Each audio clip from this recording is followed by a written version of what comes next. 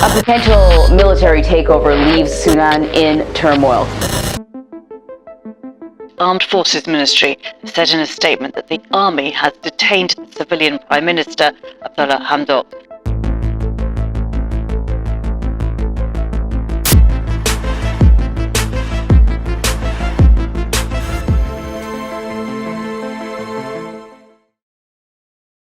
وقلنا انك تطل او قال له انك تنعوي. Sudan's military seized power on Monday, dissolving the transitional government hours after arresting the acting Prime Minister Abdullah Hamdok and other officials.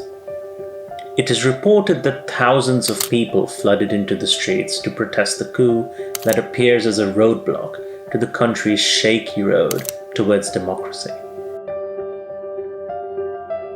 There are over multiple casualties and several hundred injured after the military fired on the anti-coup protesters. What went wrong with this African nation? To know the reason for this rebound, we must understand where it all started. The birth of this nation, the story of divide and hatred, the episodes of invasion and independence. Sudan has seen it all. The Sudan was established by Muhammad Ahmad al-Mahdi in the late 19th century with an aim to reform Islam. This movement's primary aim was to overthrow the unpopular Turco-Egyptian regime. The movement succeeded and paved way for the establishment of the Mahdi state in 1885. After Muhammad Ahmad's death shortly, Abd Allah ibn Muhammad succeeded to the leadership of the movement and the nascent state, which was conquered by the British in 1898 after defeating the Khalifa in the Battle of Omdurman. This turned out to be the event which altered Sudan's fate for worse. After the war, Britain and Egypt signed an agreement to rule Sudan in partnership in 1899. This Anglo influence in the Sudanese demographic paved way for its Christian population to grow, and by January 1st, 1956, Sudan was duly declared an independent state. The triumph of liberal democracy in Sudan was short-lived. Compared with the strength of tradition, which still shaped the life of the Sudanese, the liberalism imported from the West was a weak force, disseminated through British education and adopted by the Sudanese intelligentsia. The country's trembling approach to democracy shaped the stage for numerous military coups and conflicts in the future.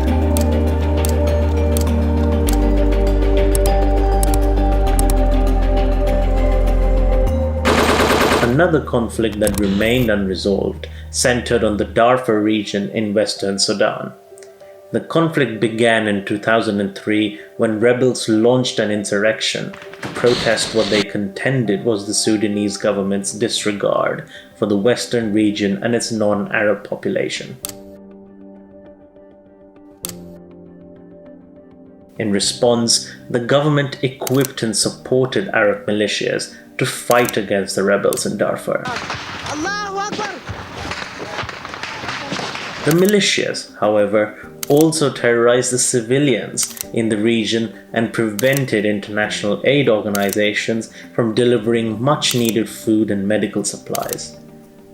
The conflict and resulting humanitarian crisis had left hundreds of thousands of people dead and more than 2 million displaced, internally as well as externally, as they were forced to flee from the fighting.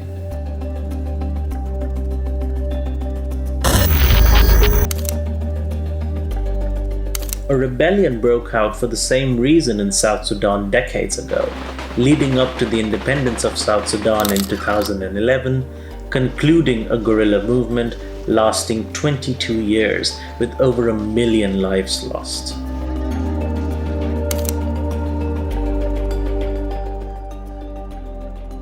With all of these history soaked in blood and hatred, Sudan began a transition to democracy after a popular uprising and the ouster in April 2019 of President Omar al-Bashir. an Islamist shunned by the West who had presided over the country for nearly 3 decades and has an arrest warrant from the International Criminal Court under his belt. An August 2019 agreement states that the military is sharing power with officials appointed by civilian political groups in a ruling body known as the Sovereign Council, meant to lead the country to elections by the end of 2023.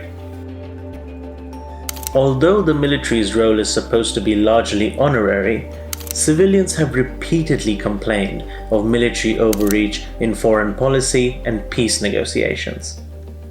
At the same time, the military has accused civilian parties of mismanagement and monopolizing power.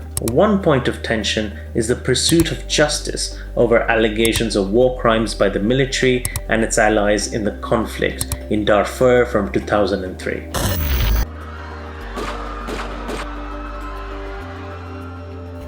With a crumbling economy and a ruthless regime, the worst is not over for Sudan and her people. But Sudan has seen it all.